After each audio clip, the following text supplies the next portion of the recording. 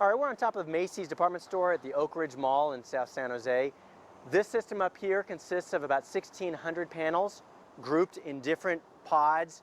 As with most large commercial installations, the requirements are that they be no larger than 150 feet by 150 feet. As you can see, there's plenty of room for us to work away from the panels, skylights, large glass areas for us to ventilate through. On even larger installations, it could be up to 8 feet of a walkway along the perimeter of the building, access to the skylights, and even ventilation spaces if there were no skylights on the structure. Again, the important thing is do not walk on the panels, stay away from them. Right now we're going to go and take a look at the inverters for this system. All right, here we are at the DC disconnect. This is the same as the residences. All of the panel wiring is coming into this box right here. This is how you shut it off. Around the corner over here are the main inverters. All in weather-tight cabinets. We don't need to enter these cabinets. We've got our disconnect right here going into the inverter, and our AC disconnect going out to the utility. That would be all that we would need to do to isolate this system up here from delivering power back into the grid. It's not necessary to shut this system down unless the actual panel systems are damaged by a fire. If we're ventilating somewhere on the roof, we don't need to shut this system off here. As with most commercials, we're not able to shut down all the power anyways. All right, so here we see the conduits coming off of the array, going into the large combiner box, and from that point, and then goes on to that array disconnect. What I want to show you over here is little weather stations. This is all part of what they call data acquisition to monitor the health and performance of this whole system. It consists of a wind speed gauge, a temperature monitor, a pyranometer. This measures the actual amount of sunlight that's falling on all these panels. There's a little modem right here, and it sends all this information to computers that are monitoring this system 365 days a year. They can keep track of the system. If the inverters are starting to decrease their output or there's a bad panel in the array, they'll know that remotely. Okay, our next commercial structure that we're on top of today is a very green building. They actually produce more energy than they use and have a whole host of other high-tech features to the building. One of which is the way these panels are mounted. These are actually integrated into the roof membrane. They can be walked on structurally, but prefer not to, just not to mark them up. It's a 30 kilowatt system, and again, you can see that there's room for us to operate. There are skylights and room between them. Again, we don't want to be cutting into these panels. We'll be completing a circuit that we don't want to. But it is a unique new system that we might see more of in the future. Here we are inside the mechanical room for this building. And really the only thing that tells us that there is equipment here for a photovoltaic system really comes down to the labeling. There is labeling on disconnects referring to photovoltaic system. And when we enter these buildings, this is going to be the thing that we need to look out for to identify that the building has a photovoltaic generating system. All right, here's another interesting application for photovoltaics. This whole awning on the front side of this building is comprised of solar cells sandwiched between two layers of glass. So in addition to providing shading, it's creating electricity for the building. All right, so now that we have seen several examples of PV systems, we're going to talk about applying all of this into your initial scene size up and your tactics. Identifying the PV panels versus water heating panels is the first step. They look similar to PV panels, but there will be far fewer. Usually 2 to 6 panels instead of 20 to 40 in a PV system. And they contain water or a non-toxic glycol that can be up to 180 degrees in temperature. Here's some of the modern water heating panels. Notice the copper water inlets and outlets. Another identifier of water heating panels is the vertical tubing that carries the water through the panels. Here's another type of a system. It's a very old one and non-functioning. This is a batch heater. These systems can weigh quite a bit, usually up to 700 pounds.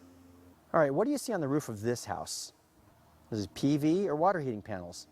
There's only 3 of them, and again, you can see the vertical tubes inside them. These are water heating panels. I should add that all of these systems we have seen are called grid-tied systems, which means the power is sent directly back into the power grid. There's no battery backup. These grid-tied inverters have been popular for the last 5 or 6 years. Most PV systems installed prior to 2002 will have a battery bank to store the power. You'll find these battery banks in garages or outbuildings usually. And also you'll see a very large conduit carrying all of the cables up to the panels. What we need to be aware of is the hazard is now the batteries on these systems, not the conduit. Handle these as a hazmat if damaged. These systems are considered low voltage as opposed to the grid-tied high voltage systems. Since there are so many systems already installed before the setback guidelines were established, we may have to deal with some of these in the future. Here are a few that could present some problems. This first one is on a fire station in Boulder Creek, California. It has several very large arrays that may take some creative tarping to cover all of these panels. How would you ventilate this one? Notice there's panels on both pitches.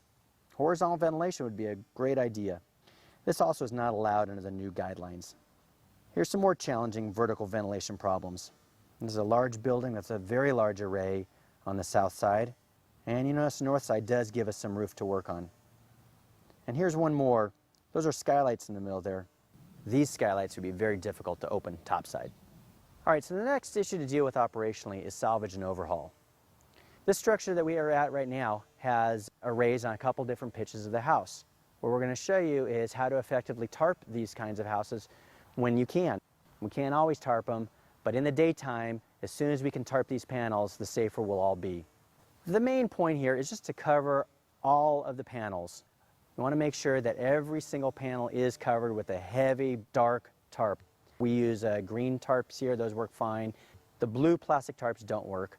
You can use black visqueen, that will work too.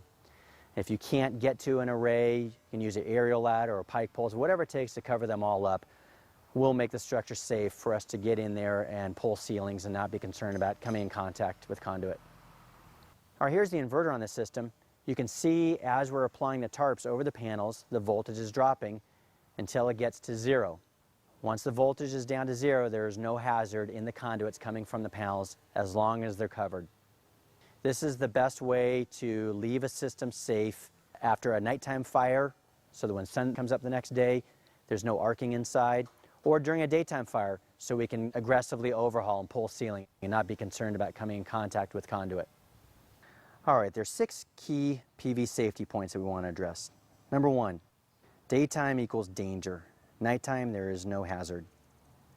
During initial size up, if a PV system is identified by any personnel, it's imperative that the IC be notified. Securing the main electrical panels does not shut down the PV panels.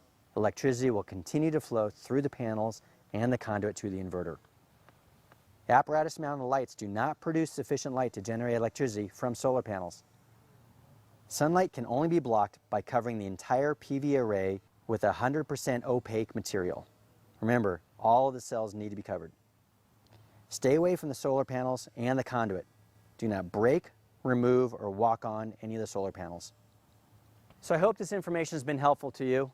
Our goal is to give you more tools so that when you come upon a structure that's involved in fire and has a photovoltaic system on it, you understand it and you can still fight fire aggressively while providing for safety first.